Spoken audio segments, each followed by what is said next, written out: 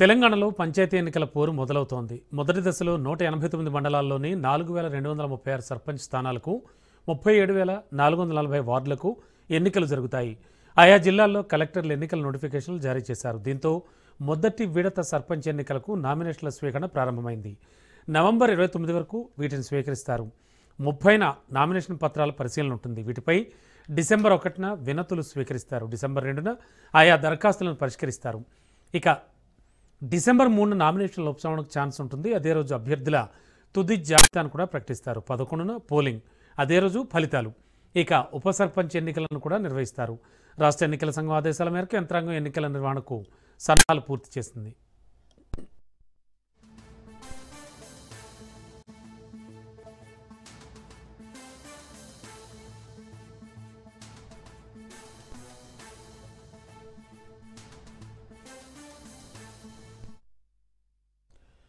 మరోవైపు రిజర్వేషన్లపై తెలంగాణ పంచాయతీరాజ్ శాఖ బీసీ రిజర్వేషన్లపై స్పష్టత ఇచ్చింది. బీసీ రిజర్వేషన్లను 17% తగ్గించారనే వార్తల అవాస్తవాలని శాఖ తెలిపింది. 2019 పంచాయతీ ఎన్నికల తరహాలోనే ఈసారి రిజర్వేషన్లు ఖరారు చేశామని, ఎస్టీ నోటిఫైడ్ గ్రామాలు కలపడం వల్ల లెక్కల్లో స్వల్ప మార్పు వచ్చిందని వివరించింది. ఎస్టీ ప్రాంతాల్లో బీసీ రిజర్వేషన్లు వర్తించమని స్పష్టం చేసింది. 2019లో బీసీ రిజర్వేషన్లు 22.78% ఉండగా ఈసారి 21.39% స్వల్పంగా తగ్గినట్లు తెలిపింది.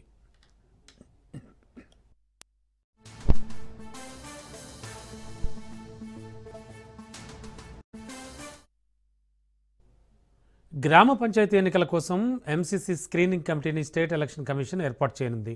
మోడల్ కోడ్ ఆఫ్ కండక్ట్ అమలు పరిశీలన కోసం ఈ కమిటీ నియమించింది.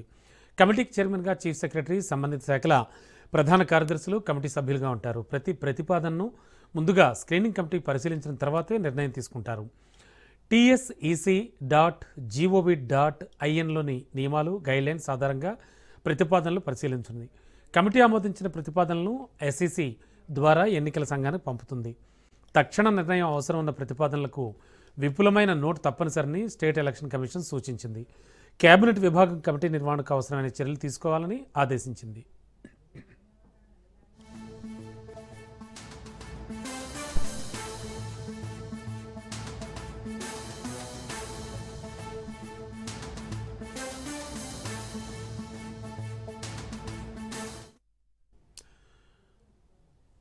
తెలంగాణ పంచాయతీ ఎన్నికల్లో తమకు అన్యాయం జరుగుతోందంటూ ఎంబీసీలు హైకోర్టును ఆశ్రయించారు. బీసీ రిజర్వేషన్లో సబ్ కోటా అమలుకు డిమాండ్ చేస్తున్నారు. ఎంబీసీలకు న్యాయం జరగాలి అంటే బీసీలోని ఏబిసిడి గ్రూపుల వారీగా రిజర్వేషన్లు ప్రకటించాలని అత్యంత వెనుకబడిన వర్గాలు హైకోర్టును ఆశ్రయించాయి. జీవో 46లో గంపగుత్తగా బీసీ రిజర్వేషన్లు అమలు చేస్తున్నారని, ఇది ఎంబీసీలకు తీరిన అన్యాయమని వాళ్ళు అంటున్నారు. ఎంబీసీల పిటిషన్పై రేపు చీఫ్ జస్టిస్ ధర్మాసనం విచారిస్తుంది.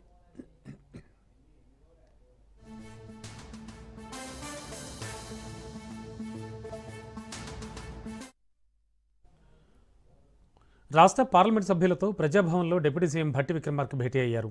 పార్లమెంట్లో ప్రస్తావించాల్సిన అంశాలపై చర్చించారు. ఈ సమావేశానికి ఎంపీలు మల్లు రవి, బలరాం నాయక్, సురేష్ షెట్కార్, చామల కిరణ్ కుమార్ రెడ్డి, రామసహాయం సురేందర్ రెడ్డి, కడియం కావ్య, గడ్డం వంశీ, అనిల్ కుమార్ యాదవ్ హాజరయ్యారు. 12 శాఖలకు సంబంధించిన 47 అంశాలను పవర్ పాయింట్ ప్రజెంటేషన్ ద్వారా అధికారులకు వివరించారు భట్టి.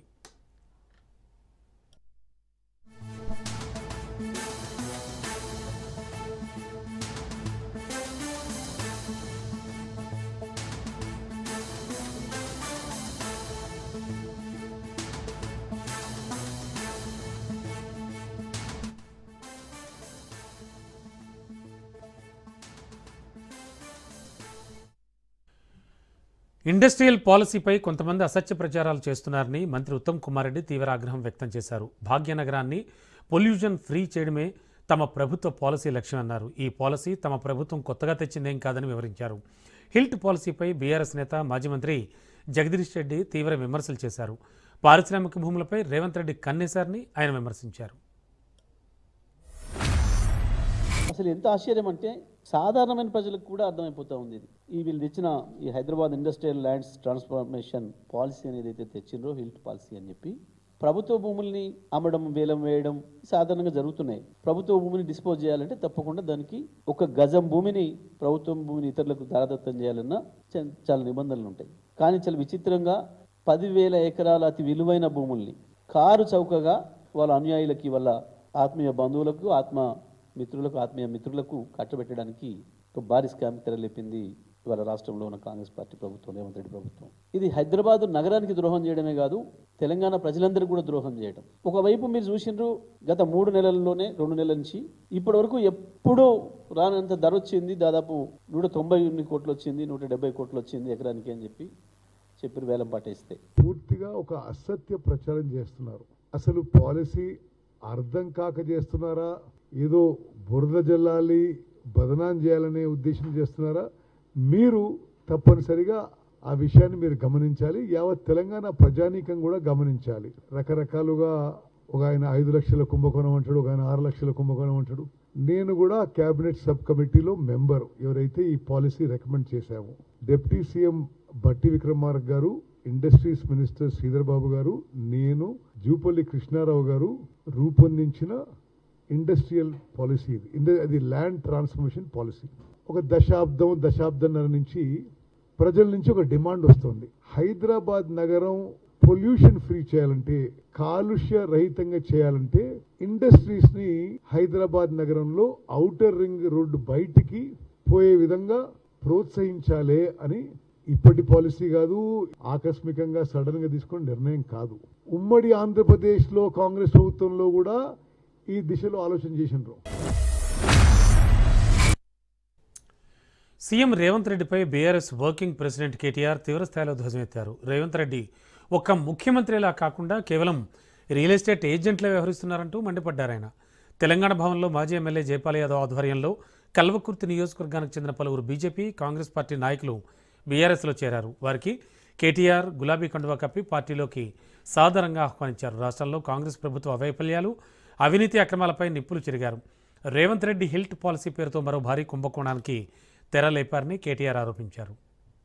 చాలా తక్కువ ధరకు భూములు ఇస్తుంది, నేను మంచిగా ఒక పరిశ్రమ పెడతా, 200 మందికి ఉద్యోగాలు ఇస్తా అంటే బయట మార్కెట్లో ₹1,00,00,000 ఎకరం ఉంటే కూడా దాన్ని కేవలం 10 లక్షల రూపాయలకే ఇచ్చి నువ్వు నడుపు తమ్ముడు, నువ్వు పరిశ్రమ పెడితే కొలువులు వస్తాయి, ఉద్యోగాలు వస్తాయి, దాంతోపాటు రాష్ట్రానికి ఆదాయం వస్తుంది అని చెప్పి ఏ ప్రభుత్వం ఉన్నా పరిశ్రమలకైతే భూములు ఇస్తుంది. మళ్ళీ పరిశ్రమకు ప్రోత్సాహకం కూడా. 9,300 ఎకరాల భూమి ఏది హైదరాబాద్లోని 21 పారిశ్రామిక వాడల్లో 9,300 ఎకరాల భూమి అంటే ఒక్కొక్క ఎకరం హైదరాబాద్లో ఎక్కడ కూడా 40-50 కోట్లకు ఎక్కడ తక్కువ లేదు ఎకరం. ప్రజలకు అమ్మతలేడు. బడా పారిశ్రామికవేత్తలు, ఆయన అన్నదమ్ములు కొండలరెడ్డి, తిరుపతి రెడ్డి, కృష్ణారెడ్డి, ఇంకెవరున్నారు వాళ్ళ అన్నదమ్ములు, వాళ్ళందరూ కలిసి గుంపయి ఇవాళ వెనకకెళ్ళి రాయించుకొని వేరే వాళ్ళ పేర్ల మీద అగ్రిమెంట్లు పెట్టి దొంగతనం చేసి మొత్తం 9,300 ఎకరాలు దొబ్బేసే ప్రయత్నంలో ఉన్నాడు. ఆయన ముఖ్యమంత్రి పని చేస్తలేడు, రియల్ ఎస్టేట్ బ్రోకర్ పనే చేస్తాడు. ఉన్నమాట చెప్తున్నాడు. మీ దగ్గర కూడా ఏమేం చేస్తున్నాడో 4th సిటీ, అట్లాగే పక్కన RRR ఇటుదిప్పుడు అటుదిప్పుడు మీకు తెలియదా? కేసీఆర్ దీక్ష ఫలితంతో సిద్దిపేటకు గోదావరి జిల్లాలు రావడం జరిగిందన్నారు MLA Harish Rao. Siddipet BRS party ఆఫీసులో దీక్షా దివస్ సన్నాహక సమావేశంలో ఎమ్మెల్యేలు హరీష్ రావు, కొత్త ప్రభాకర్ రెడ్డి, ఎమ్మెల్సీలు దేశపతి శ్రీనివాస్ యాదవ్ రెడ్లు పాల్గొన్నారు. నవంబర్ 29 దీక్షా దివస్ చరిత్రను తిరగరాసిన రోజని, అదే రోజు కేసీఆర్ను ఖమ్మం జైల్లో పెట్టడం జరిగిందన్నారు హరీష్ రావు. కేసీఆర్ లేనిదే తెలంగాణ లేదన్నారు.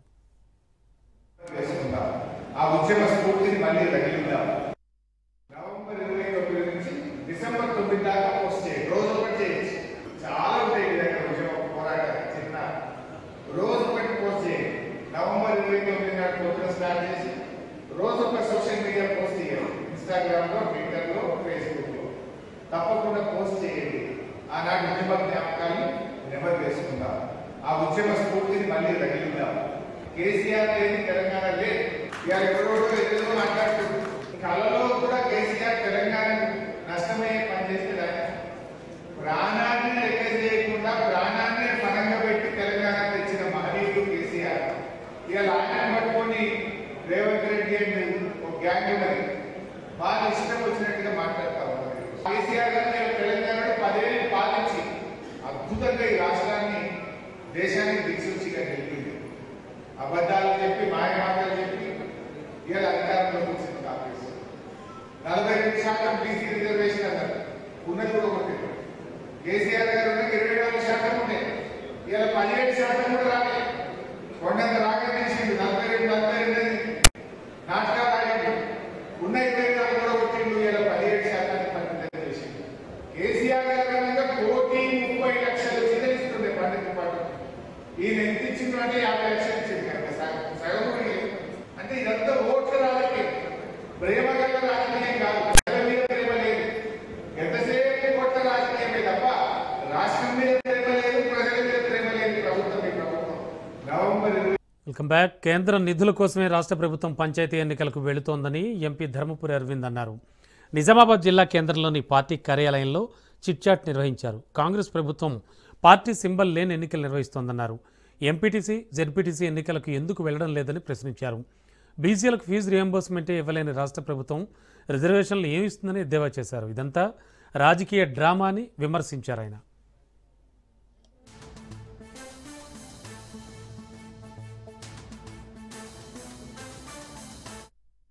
ఎంపీటీసీ జెడ్పీటీసీ ఎలక్షన్లు ఎందుకు పెట్టలేదంటే దీంతో పార్టీ సింబల్ వస్తుంది, ఒకటే రోజు వేస్తారు కాబట్టి, కాంగ్రెస్కి ప్రజలు చివాట్లు పెడతారు కాబట్టి గ్రామాలలో ఆ భయానికి పెట్టలేదు. బ్రిడ్జు పనులు 10 రోజుల్లో పూర్తి చేయాలని కాంట్రాక్టర్ గారికి స్ట్రిక్ట్గా చెప్పడం కూడా జరిగింది. మాధవనగర్ పనులు ఆల్రెడీ వేగం పుంజుకున్నాయి, మళ్ళీ స్టార్ట్ అయినాయి, మళ్ళీ వేగం పుంజుకుంది. బోధన్ నియోజకవర్గంలో 2 ఉన్నాయి, ఆర్ఓబి ఉంది, ఒకటి ఆర్యూబి ఉంది. దాని నత్తనాట కన్నా స్టేట్ గవర్నమెంట్ సర్వేలు చేసుకోవడము, డిపిఆర్ తయారు చేయడము, డ్రాయింగ్స్ క్లియర్ చేయడము, ఇవన్నీ కూడా స్టేట్ గవర్నమెంట్ చేతుల్లో ఇంకా పెండింగే ఉంది, స్లోగానే ఉంది. కాబట్టి అక్కడ ఎమ్మెల్యే గారు అది కన్ఫ్యూజన్ ఉంది, ఏమైనా నాకు కూడా అర్థమైంది లేదు. ఆర్ఓబీలు చేయాలా అన్నది నాకు టార్గెట్ పెట్టుకున్నాము. 7 అయిపోతున్నాయి, 2 బోధనలు ఉన్నాయి. ధ్యానం పెట్టాల్సిందిగా ఆయన కూడా కోరుతా ఉన్నాం. 6 గ్యారంటీలు ఇప్పుడు సుదర్శన్ రెడ్డి గారు ఇంప్లిమెంట్ చేపిస్తారా? రేవంత్ రెడ్డితో చాతాగాంధీ సుదర్శన్ రెడ్డి గారు చేస్తారా? అందులో బస్సు తప్ప ఏది ఇంప్లిమెంట్ అవుతుంది? పిల్లగాళ్ళకి ఫీ రీఎంబర్స్మెంట్లు బీసీలకు ఇయ్యనోడు, చదువు చెప్పినోడు సర్పంచం చేస్తాడానే. ఇది మొత్తము డ్రామా, పొలిటికల్ డ్రామా. ఇలా జీవితంలో ఎన్నడూ ఇవ్వలేదు కాంగ్రెస్ పార్టీ. మా నాయనని కూడా కలుపుతున్న నేను అధ్యక్షుడుగా 40% ఇస్తాం, 50% ఇస్తామంటే 25-30% దాటకపోయినాడు. నియత కూడా ఉండకపో. ఇప్పుడైతే ఘోరం, 42లో సగం కూడా లేదు. ఇప్పుడు 2019 గ్రూప్ 2 అభ్యర్థులకు హైకోర్టు తీపి కబురు చెప్పింది. గ్రూప్ 2పై తెలంగాణ హైకోర్టు కీలక తీర్పు ఇచ్చింది. గతంలో సింగిల్ బెంచ్ తీర్పును డివిజన్ బెంచ్ సస్పెండ్ చేసింది. తదుపరి విచారణ 6 వారాలకు వాయిదా వేసింది.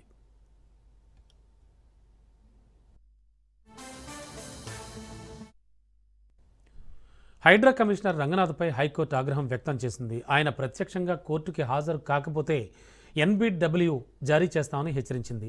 బతుకమ్మ కుంట కేసులో ధర్మాసనం విచారణ చేపట్టింది. ఈ సందర్భంగా కీలక వ్యాఖ్యలు చేసింది. కోర్టు ధిక్కార్ కేసులో డిసెంబర్ 5న రంగనాథ్ స్వయంగా కోర్టుకు హాజరు కావాలంటూ ఆదేశించింది. లేకపోతే నాన్ బెయిలబుల్ వారెంట్ జారీ చేస్తామని స్పష్టం చేసింది. బతుకమ్మ కుంట రక్షణ పునరుద్ధరణకు సంబంధించిన గతంలో జారీ చేసిన ఆదేశాలను పాటించకపోవడంపై కోర్టు అసంతృప్తి వ్యక్తం చేసింది. షెడ్యూల్ చేసిన తేదీన కమిషనర్ తన వివరణను బెంచ్ ముందు వ్యక్తిగతంగా సమర్పించాలంటూ ఆదేశించింది. ఇక పటాన్ చెరువు సిగాచి ఘటనలో పోలీసుల దర్యాప్తుపై హైకోర్టు ఆగ్రహం వ్యక్తం చేసింది. పేలుడు సాధారణ ఘటన కాదని 54 మంది చనిపోయారన్నారు సీజే. పేలుడుపై దర్యాప్తు కొనసాగుతోందని చెప్పడం ఏంటన్నారు. ఇంకా దర్యాప్తు కొనసాగుతుండడంపై ఏఏజీని ప్రశ్నించారు. సాక్షులను విచారించినా దర్యాప్తులో పురోగతి లేదా?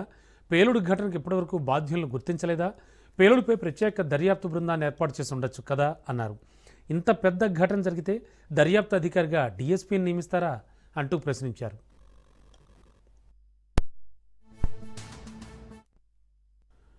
ఇక ఫోన్ ట్యాపింగ్ కేసులో కేసీఆర్ ఓఎస్డీ రాజశేఖర రెడ్డిని విచారించారు. 2 గంటల పాటు సిట్ విచారణ జరిపిన అధికారులు స్టేట్మెంట్ రికార్డ్ చేశారు. గతేడాది మార్చిలో అప్పటి task force DCP Radhakrishna Rao statement ఆధారంగా దర్యాప్తు ముమ్మరం చేశారు. రాధాకృష్ణరావు స్టేట్మెంట్లో అప్పటి సీఎం కేసీఆర్ పేరు ప్రస్తావనకు వచ్చింది. కేసీఆర్ కుటుంబ సభ్యులు, పార్టీలో సన్నిహితుల వ్యవహారాలు చక్కబెట్టేందుకు తాము పనిచేశామని గతంలో స్టేట్మెంట్ ఇచ్చారు. KCR OSD Rajasekhara Reddy statement record చేశారు. ఇవాళ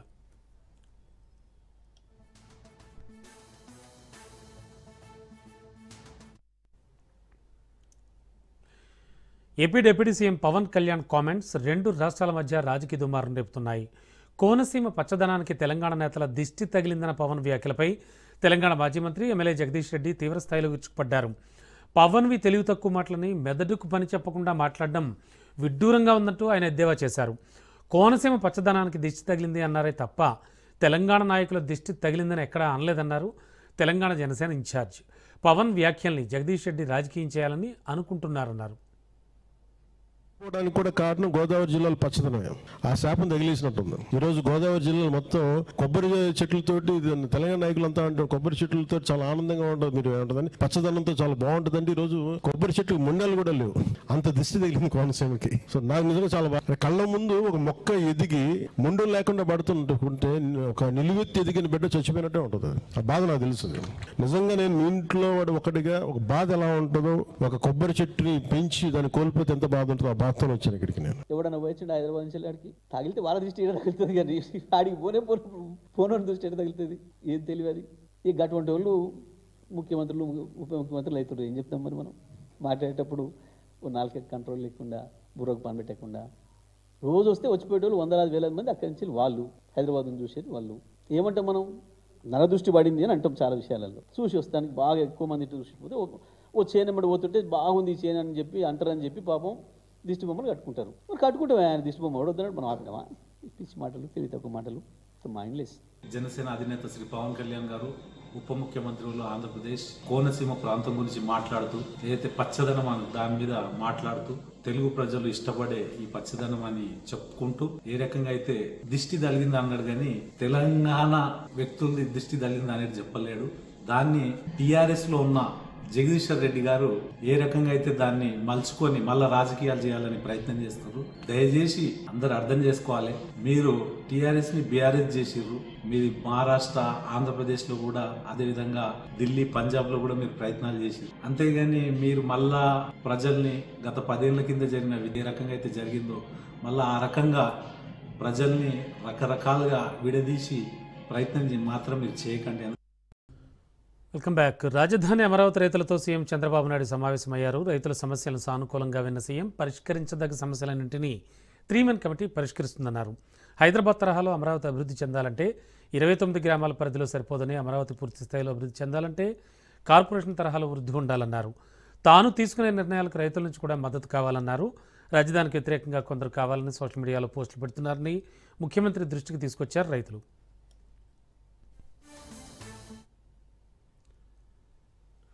కూటమి ప్రభుత్వంపై వైసీపీ ఎమ్మెల్సీ బొత్స సత్యనారాయణ తీవ్ర విమర్శలు చేశారు. ప్రజారోగ్యం కోసం జగన్ ఎంతో తప్పించి మెడికల్ కాలేజీలు తీసుకొచ్చారని, వాటిని చంద్రబాబు ప్రైవేట్ వ్యక్తులు కట్టబెట్టాలని చూస్తున్నారంటూ మండిపడ్డారు. ప్రైవేటీకరణ వ్యతిరేకిస్తూ బొత్స నేతృత్వంలో వైసీపీ బృందం గవర్నర్ జస్టిస్ అబ్దుల్ నజీర్ను కలిసి వినతిపత్రం అందజేసింది. కోవిడ్ సమయంలో అనేక ఇబ్బందులు పడ్డామని, జిల్లాకు మెడికల్ కాలేజ్ ఉండాలనే ఆలోచనతో ముందుకు వెళ్ళామన్నారు. పేదలకు మేలు జరగాలని జగన్ మెడికల్ కాలేజీలు తీసుకొచ్చారన్నారు. అవన్నీ తీసుకొచ్చి వారికి జగన్మోహన్ గారి నేతృత్వంలో వారికి సబ్మిట్ చేయాలనేది పార్టీ నిర్ణయం తీసుకున్నాం. కాబట్టి అందులో భాగంగా వారిని కలిసాము. ఆ విషయాన్ని కూడా మీకు చెప్తున్నాం. రాష్ట్ర ప్రజానికి అంతా కూడా ఇంకా ఎక్కడెక్కడ చదువుతున్నాం మీరు ఆలోచించుకొని స్వచ్ఛందంగా మీరు జరుగుతున్న తప్పు అనుకుంటే వచ్చి సంతకం చేయండి. ప్రభుత్వానికి మీ అసమ్మతిని తెలియజేయండి, మీ నిరసన తెలియజేయండి. కల్తీ నెయ్యి వ్యవహారంపై వైవి సుబ్బారెడ్డి వివరణ ఇచ్చారు. తిరుమల లడ్డూపై చంద్రబాబు తప్పుడు ప్రచారం చేశారన్నారు. అధిక ధరలతో నెయ్యిని కొనుగోలు చేశారన్న ఆరోపణలో నిజం లేదన్నారు వైవి. ఎంత మేర వీలైతే అంత మేర రాజకీయ లబ్ధి పొందటానికి చంద్రబాబు గారు ప్రయత్నిస్తున్న సమయంలో చంద్రబాబు గారు చేస్తున్న దుష్ప్రచారం వల్ల ప్రజల్లో సందేహాలు, అనుమానాలు నెలకొని ఉంటే వాటిని నివృత్తి చేయడానికే యాక్చువల్గా ఈ ప్రెస్ కాన్ఫరెన్స్ పెట్టడం జరిగింది. పశ్చిమ గోదావరి జిల్లా నరసాపురం మున్సిపల్ కౌన్సిల్ సమావేశం రసాభాసగా మారింది. అక్టోబర్లో సాధారణ సమావేశం ఎందుకు నిర్వహించలేదంటూ పలువురు కౌన్సిలర్లు మున్సిపల్ చైర్మన్ను ప్రశ్నించారు. పట్టణంలో పారిశుద్ధ్య నిర్వహణ లోపాలపై కూడా కౌన్సిలర్లు తీవ్రస్థాయిలో వాదోపవాదాలు చేశారు. మొంతా తుఫాన్ కారణంగా 11వ వార్డులో నేలకొరిగిన భారీ వృక్షాలను తొలగించారని, సుమారు 10 లక్షలు విలువ చేసే కలప ఏమైందంటూ కౌన్సిలర్స్ ప్రశ్నించారు.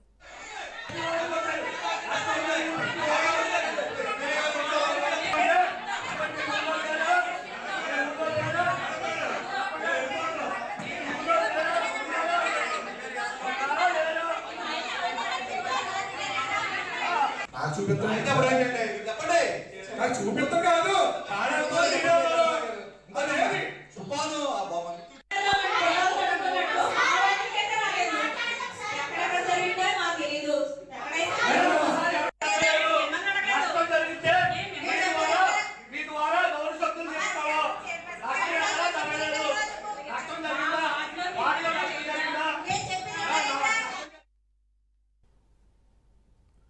యాదాద్రి జిల్లా చౌటుప్పల్లో హైటెన్షన్ నెలకొంది. కాంగ్రెస్ జెండా గద్దెలను దుండగులు కూల్చివేశారు. చౌటుప్పల్ మండలంలోని దండు మల్కాపురం, తూప్రాంపేటలో జెండా దిమ్మెల్ని గుర్తు తెలియని దుండగులు కూల్చివేశారు.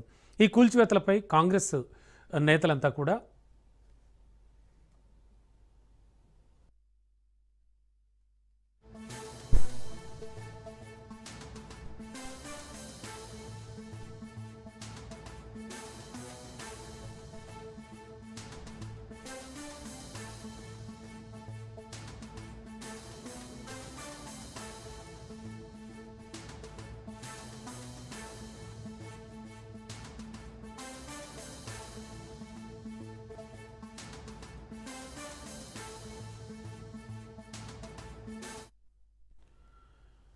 తెలంగాణ డీజీపీ కార్యాలయం వద్ద ఉద్రిక్తత చోటు చేసుకుంది. డీజీపీ కార్యాలయాన్ని అయ్యప్ప స్వాములంతా ముట్టడించారు. స్వాములతో కలిసి వచ్చిన బీజేవైఎం కార్యకర్తలు ఆందోళన చేపట్టారు. నిరసన చేపట్టిన స్వాములను బీజేవైఎం కార్యకర్తలను పోలీసులు అరెస్ట్ చేశారు. హిందువుల మనోభావాలను దెబ్బతీసేలా రూల్స్ ఉన్నాయని నిరసన చేపట్టారు. అయ్యప్ప మాల వేసుకున్న పోలీసు సిబ్బందిపై ఆంక్షలు ఎందుకంటూ స్వాములు ఆందోళన నిర్వహించారు.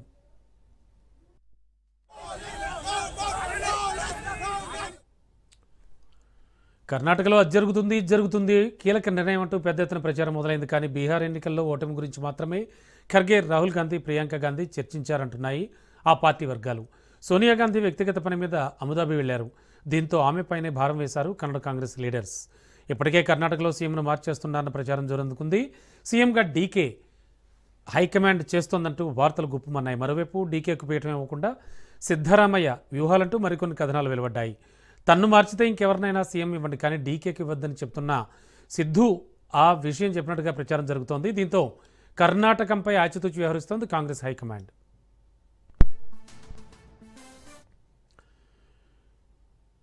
విఐటి భోపాల్ విశ్వవిద్యాలయం క్యాంపస్లో హింసాత్మక నిరసనలు పెల్లుబికాయి. రాత్రి సుమారు 4,000 మంది విద్యార్థులు ఈ నిరసనలో పాల్గొన్నారు.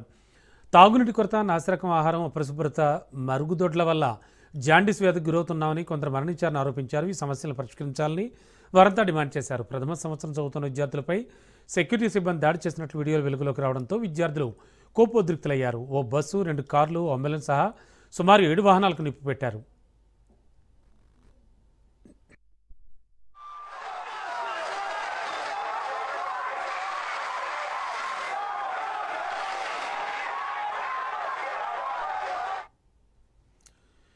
దేశీయ స్టాక్ మార్కెట్లు సరికొత్త రికార్డులు సృష్టించాయి. ట్రేడింగ్ సమయంలో చారిత్రక గరిష్టాలను తాకినప్పటికీ చివరికి స్వల్ప లాభాలతో ఫ్లాట్గా ముగిశాయి. ట్రేడింగ్ ముగిసే సమయానికి సెన్సెక్స్ 110 పాయింట్లు లాభపడి 85,720 వద్ద స్థిరపడింది. అలాగే నిఫ్టీ 10 పాయింట్ల స్వల్ప లాభంతో 26,215 వద్ద నిలిచింది.